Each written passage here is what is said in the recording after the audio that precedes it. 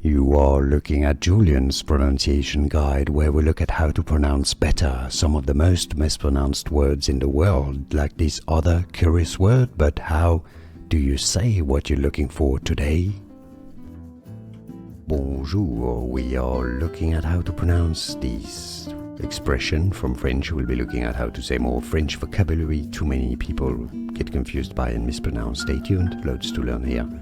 En plein air is how it's said in French, meaning outdoors or outside, in the open air if you wish.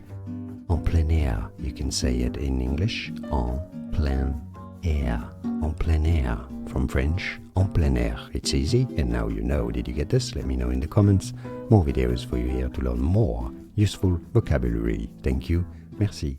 See you soon. Here are more videos on how to pronounce more confusing words and names too many mispronounced. Like this video if you found it useful. I appreciate your support. I'll see you soon, and thanks for watching.